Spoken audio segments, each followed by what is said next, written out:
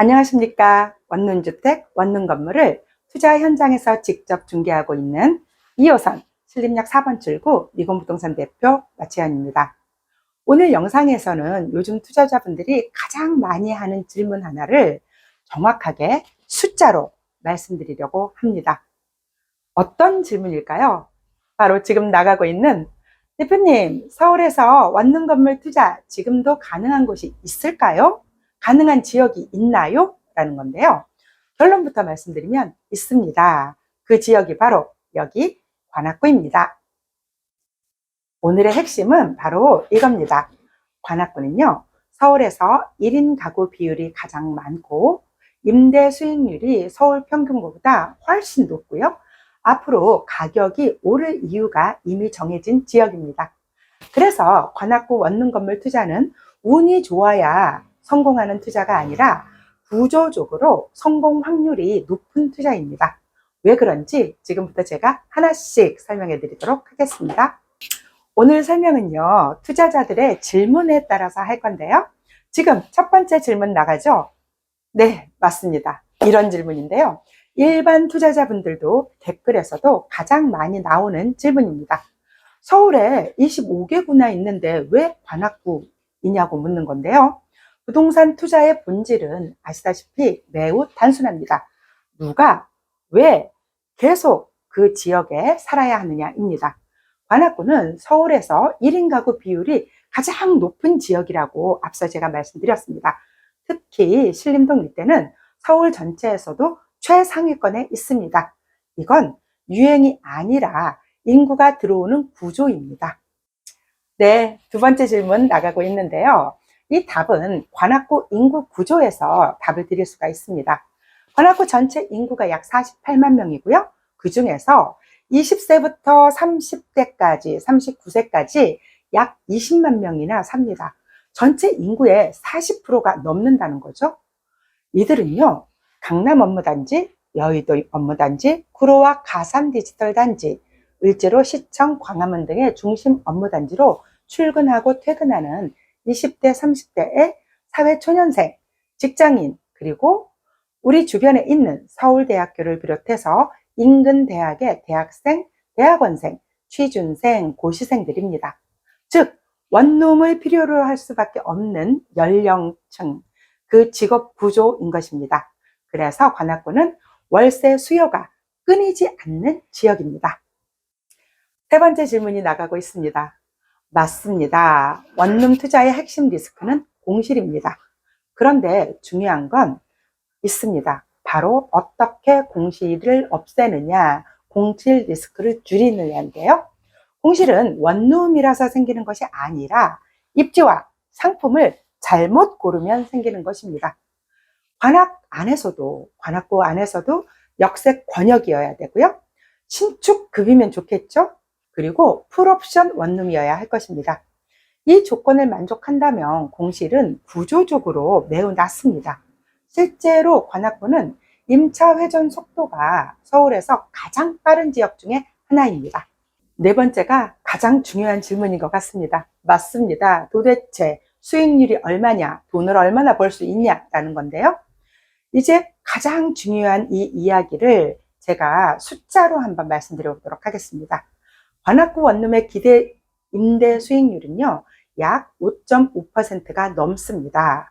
서울 평균이 4%, 강남 평균이 3% 수준입니다. 같은 돈을 투자했을 때 관악구는요, 서울에서 가장 많은 월세를 남길 수 있는 구조라는 것입니다. 연이은 질문이죠. 다섯 번째 질문.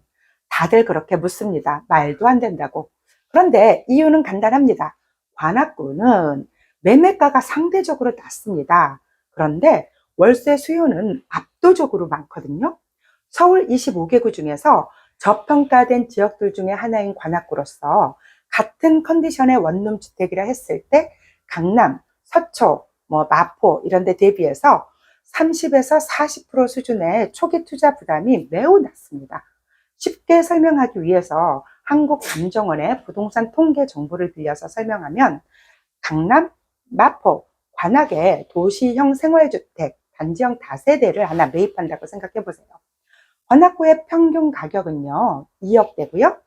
마포구의 평균 가격은 4억대 초반, 그리고 강남구의 평균 가격은 5억대 후반입니다. 강남구 투자 수익률은 3% 미만이고요. 마포구 투자 수익률은 4%, 그리고 관악구 투자 수익률은 무려 5.8%로 서울 평균과 비교해도 약 1.3% 이상 높은 투자 수익률을 보이고 있습니다. 이 구조가 바로 싸게 사서 매달 현금이 들어오는 구조인 것입니다. 지금 나가는 이 질문, 투자자들의 두려움이겠죠? 이 질문은 정말 너무나 많이 받습니다. 제 답은 이렇습니다. 관악구는 이미 다 오른 지역이 아니라는 겁니다. 지금부터 평가가 본격화되는 지역이라고 할 수 있습니다. 아시다시피 강남 순환고속도로에 이어서 경전철 신림선은 이미 개통이 됐고, 서부선 착공 예정, 난곡선까지 계획되어 있고요. 제5차 국가철도망 계획에 따르면 2035년 목표로 광역철도인 GTX-D 노선이 신림역을, 사당역을, 강남역을, 그리고 삼성역을 지나갑니다. 관악구는 교통 환경이 완전히 달라지고 있는 것입니다. 부동산은 직주 근접, 교통이 먼저 바뀌고요. 그 편리성이 증명되는 시기가 되면 가격은 천천히, 서서히, 그리고 확 올라가게 되어 있습니다. 자, 다음 7번째 질문인데요. 큰일 납니다. 절대 안 됩니다. 부동산 투자는 어디에 무엇을 사느냐가 중요합니다. 관악구라고 해서 관악구 전체가 다 좋은 건 아니지 않겠습니까? 그래서 관악구 원룸이라고 해서 아무데나 사면, 아무거나 고르면 안 된다는 거 말씀드리고요.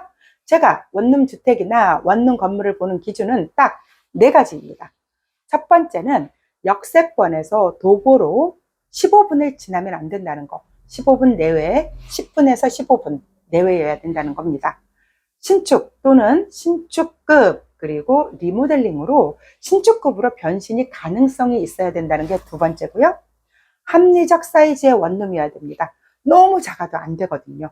그래서 1인이 혼자 충분히 여유롭게 살 수 있는 원룸 사이즈가 필요하고요. 미래의 리모델링으로 월세 수익을 점점점 높일 수 있는 가능성이 있는 그 원룸 주택이나 원룸 건물을 선택하셔야 됩니다. 이 기준을 만족하면 임대하는 것도, 관리하는 것도, 그리고 차후에 시세 차익을 놓고 매각하는 것까지 전부 다 다른 거에 비해서 수월해진답니다. 네, 오늘 영상의 핵심 정리해 보겠습니다. 관악구 원룸주택, 원룸건물 투자는요, 매달 현금이 들어옵니다. 그리고 공실 위험은 낮고요. 시간이 갈수록 가치가 올라갈 가능성이 매우 높은 투자인 것입니다. 중요한 건 지금부터입니다. 언제 사느냐가 아닙니다. 어디에 어떤 물건을 사느냐입니다. 부동산은 지금 사서 오래 보유하면서 월세 수익과 시세 차익을 동시에 누리는 거인의 어깨에 올라타는 것입니다. 관악구 원룸 건물 투자에 대해 궁금한 점이 있다면요, 지금 나가는 전화번호로 상담 문자 남겨주시기 바랍니다. 감사합니다. 오늘도 도움 되셨다면요, 좋아요, 구독, 알림 설정 부탁드립니다. 부동산 자산 경영에 관한 확실한 기준을 가져가실 수가 있습니다. 이상 자산경영 전문가 신림역 4번 출구 미건부동산 대표 마채현이었습니다.